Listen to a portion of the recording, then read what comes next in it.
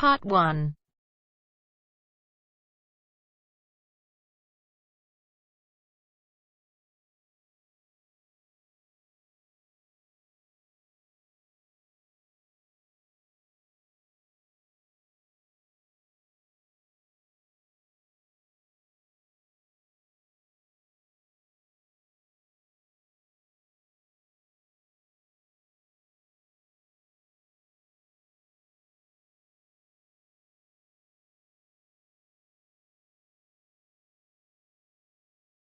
You'll hear a number of different recordings and you'll have to answer questions on what you hear.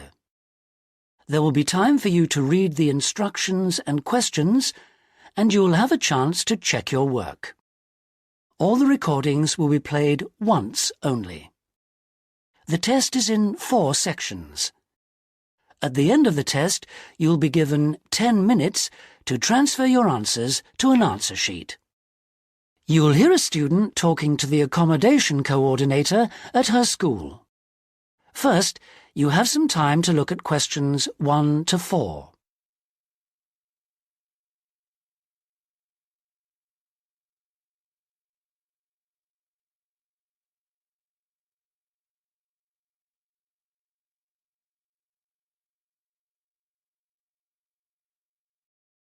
Now we shall begin. You should answer the questions as you listen because you will not hear the recording a second time. Listen carefully and answer questions 1 to 4. Sarah, I've heard that you want to move into a homestay family. Is that correct? Yes, that's right. I've been staying with my aunt, and now my cousin is arriving from Singapore, and my aunt needs the room for him. Oh, that's bad luck. Well, I'll need to get some particulars first. Sarah, what's your full name? Sarah Lim, and that's Sarah without the H at the end. How old are you, Sarah? 23, only just. It was my birthday on the 21st of August. Happy birthday for yesterday. How long have you been in Australia? A year in Adelaide and 6 months in Sydney. I prefer Sydney. I've got more friends here. What's your address at your aunt's house? Flat 1, 539 Forest Road, Canterbury. And the postcode is 2036. Okay. What are you studying now? I was studying General English in Adelaide, and now I'm doing Academic English because I'm trying to get into medicine next year. That sounds good, but it'll take you a long time. When would you like to move out from your aunt's? My cousin arrives on Friday morning, so I'd better be out on Thursday. What, the 7th of September? Yes, that's right. Before you hear the rest of the conversation, you have some time to look at questions 5 to 10.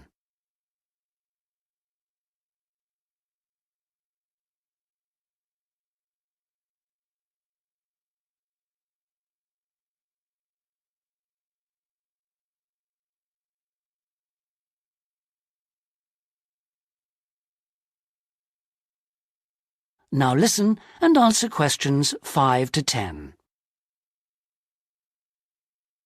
That doesn't leave us much time. Right, okay. I need to know what kind of accommodation you'd like so I can get you something suitable. Can I share a room with someone else? I've been alone in my room at my aunt's, and I've always shared with my sister, and I like that. Yes, fine. That'll save you money too. Would you like to live with a family, or do you think that a single person would be better for you? I have lots of very nice single people on my books.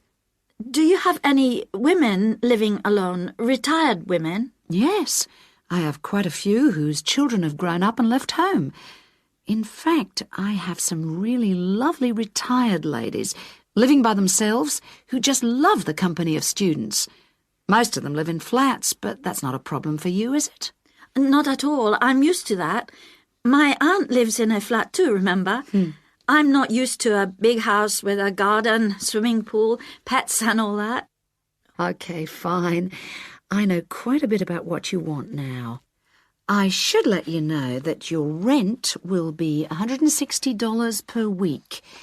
You'll have to pay me $320 as a deposit before you move in. The deposit is as insurance in case you break something. You'll need to pay monthly to me by cash or cheque, I don't mind. You don't need to pay for gas, electricity or water, but you will need to pay your proportion of the phone bill. Most families do that on an honour system, but you'll have to wait and see. Have you got any more questions for me? When will you know where I can go? I'll work on it now. So come and see me tomorrow, and I should have some news for you then. Thanks a lot. Goodbye. See you tomorrow. After lunch would be better for me. Okay. See you then. Bye. That is the end of part 1. You now have half a minute to check your answers.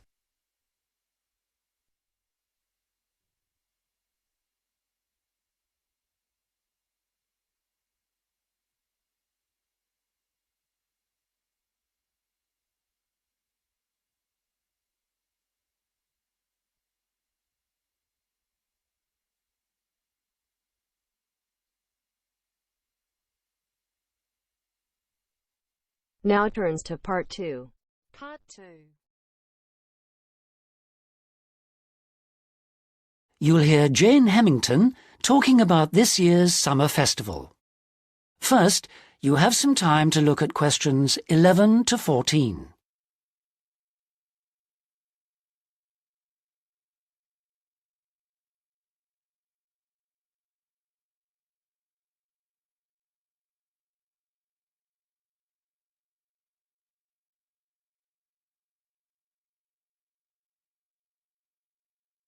Now listen carefully and answer questions 11 to 14.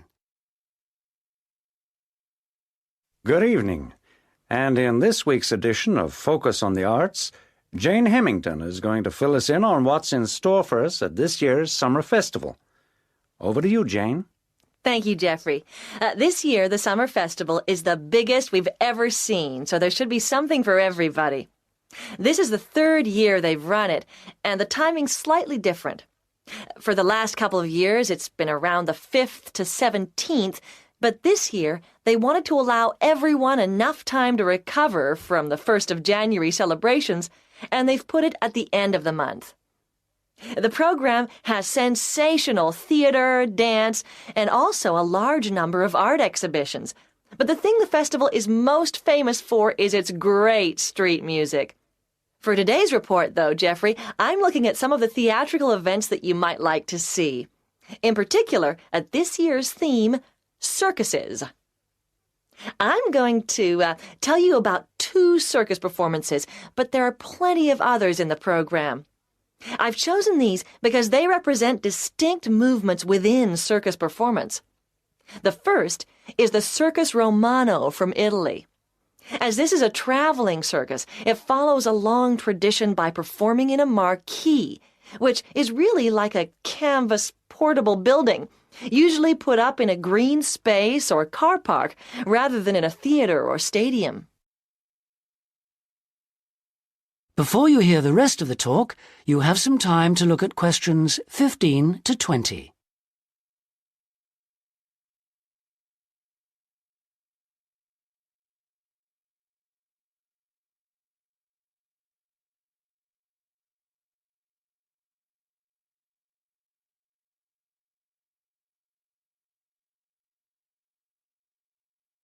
Now listen and answer questions 15 to 20. In spite of this, Circus Romano isn't at all like the traditional circuses I grew up with. There are no animals, just very talented clowning and acrobatic routines. The show has a lot of very funny moments, especially at the beginning. But the best part is the music and lighting. They're magical. At $45, it's very expensive anyway. It's really for adult tastes. In fact, much of it would be wasted on children, so I suggest you leave them at home. The second circus performance is Circus Electrica at the Studio Theater. The purists are suggesting that this isn't a circus at all. It's a showcase for skills in dance and magic, rather than the usual ones you expect in a circus. With only 6 performers, it's a small production which suits the venue well. The studio only seats about 200 people. For my money, it's the aerial displays which are outstanding, as well as the magical tricks, features which are missing from Circus Romano. An interesting feature of the show is that the performers are so young. The youngest is only 14, but it's still well worth seeing. A good one for the whole family. And finally, as it's summer, you may wish to see some of the festival performances that are being presented outdoors, like the famous Mekong water puppet troupe performing in the city gardens this week. Now, water puppetry is amazing. It's large puppets on long sticks, controlled by puppeteers standing waist deep in the lake. The puppets do comedy routines, and there is some terrific formation dancing. This is a fantastic show, and the best moment comes at the end, seeing the puppeteers. When the troupe walks up out of the water, you get this amazing feeling. It's really hard to believe that what you've been watching is lifeless wood and cloth. As an adult, I had a great time, but I did note that other older people in the audience weren't quite as taken with it as I was. It's a must for young children, though, and that's the audience it's really aimed at. Well, that's all I've time for today, but I'll be back next week with more news of what's worth seeing and what it's best to miss. That is the end of part 2. You now have half a minute to check your answers.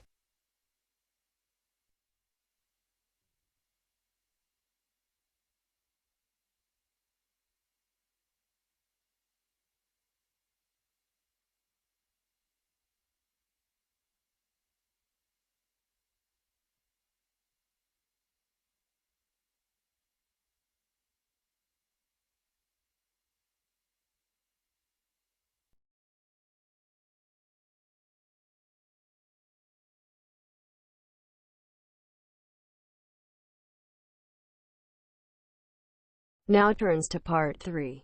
Part 3. You'll hear a conversation in a university student services office. First, you have some time to look at questions 21 to 25.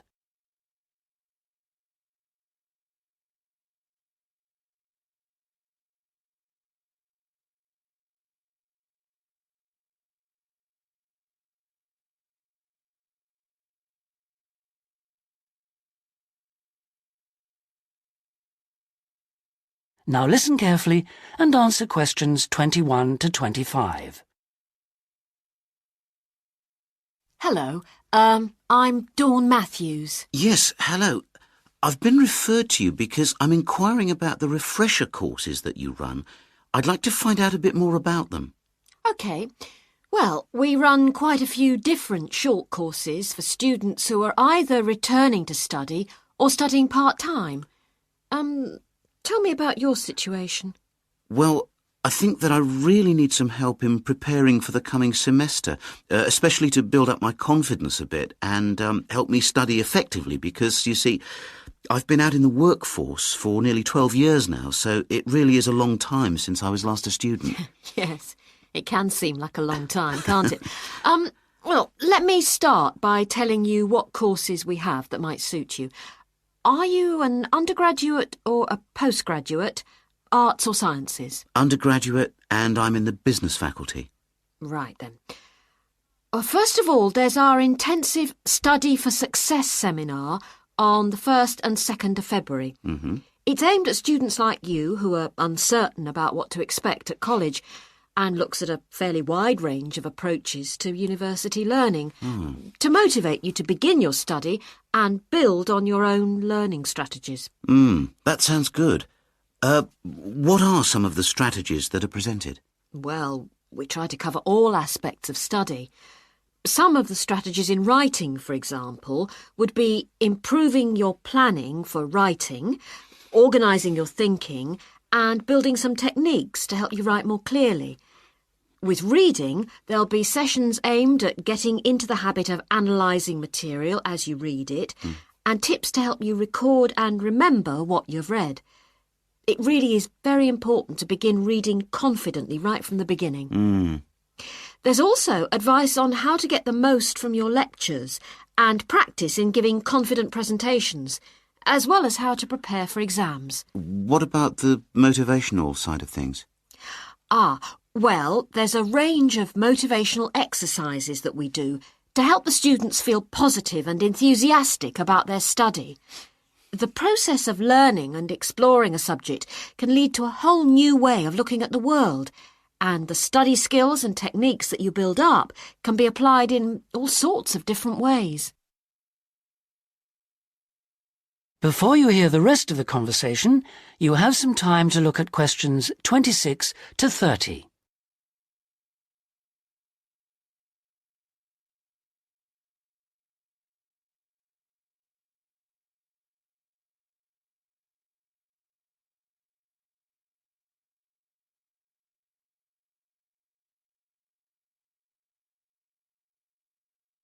Now listen and answer questions 26 to 30. Actually, I'm very excited about the whole thing of taking up studying again, but, I'm a little nervous about whether I'll manage to get everything done. I suppose it's the same for all mature students. Of course it is. Two of the key components of the course are time management and overcoming procrastination. People discover that once they learn to plan their days, all the work can be accomplished and there'll still be time for leisure. Is there an enrolment fee? Well, just a minute, let's see. The cost is £30, which includes all course materials and morning tea. You have to arrange your own lunch. Well, that wouldn't be a problem. I already make sandwiches for my 3 kids and my wife and myself every day. I won't have to change my routine. No. Now, I need to tell you that this is a very popular course and it's essential that you book well ahead of time. In fact, the course convener tells me that there are only 5 places left. What other course might be good for me? There is one other that you could benefit from. It's simply called Learning Skills for University Study and is on 3 consecutive mornings, starting on a Monday from 9 to 12, and costs £25. This is aimed at upgrading the study skills most school leavers have and help them cope with the increased demands of university study. It focuses mainly on making students more responsible for their own success. What sort of things are covered in this course?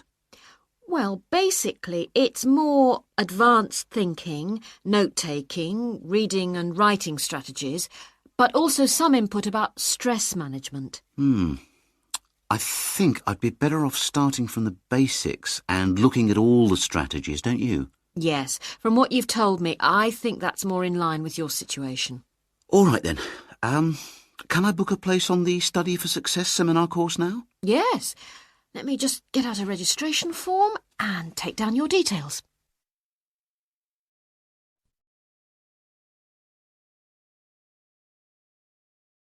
That is the end of part 3.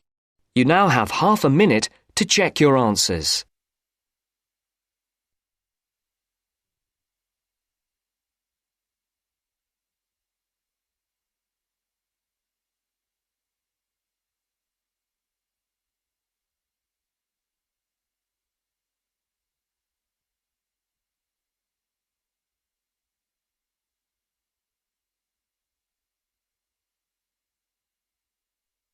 Now turns to part 4. Part 4. You'll hear a student union representative presenting the views of college students about the design of a new building. First, you have some time to look at questions 31 to 40.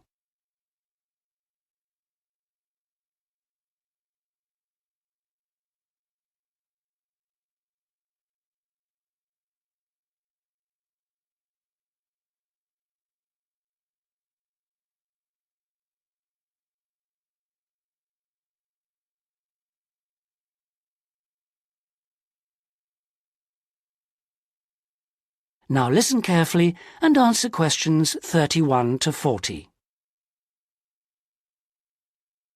We're very grateful that the committee has agreed that a representative for the Students' Union can present student suggestions about the design for the proposed new union building. We appreciate that some of our ideas may not be feasible in the circumstances, but we do feel that it is important that the ultimate beneficiaries of the facilities should have some say in its design. If I could start by briefly explaining what steps were taken to find out student opinion and how we have arrived at conclusions. Firstly, a meeting was held in the current union for our SU committee to explain the options. Then we invited all students to submit written suggestions for the design, placing cards in a suggestion box. These suggestions then provided the basis for the design of a questionnaire which was completed by approximately 2,000 of the college students over a period of 3 weeks. Finally, the SU committee collated the results and drew up a report. If I can just hand around a copy of that report. This presentation is essentially a summary and discussion of the key points of this report. So, in broad terms, the consensus was as follows. Firstly, regarding the crucial matter of the site, we presented the 3 options that you have proposed. 1, in the city center near the Faculty of Education. 2, on the outskirts of the city near the park. And 3, out of town near the halls of residence. We asked students to cite reasons for and against these sites, and there was remarkable agreement on all 3. Site 1 was unpopular because of traffic and parking problems. Site 2 had a number of supporters, mainly because it was close to most lecture rooms, and Site 3, out of town near the halls of residence, was clearly the most popular because of access from living quarters. It was clear that the union was mainly to be used after lectures. It was also felt that the larger site would allow more room for a choice of facilities.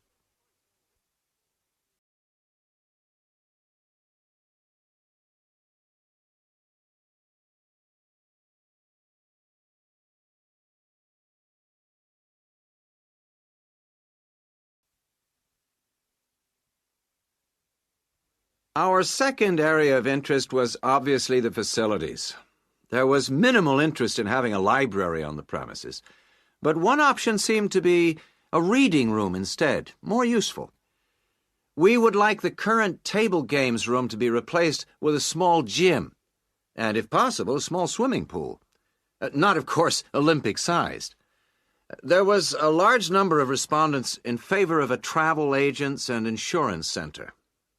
We also request that there be the offices of the Student Counseling Center, moving this from the refectory. There was, however, much disagreement about whether to build a drama theater.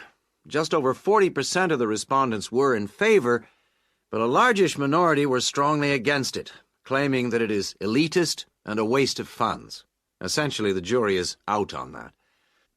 Finally, given the number of unfortunate incidents in the current union over the past few months, a strong point was repeatedly made about security.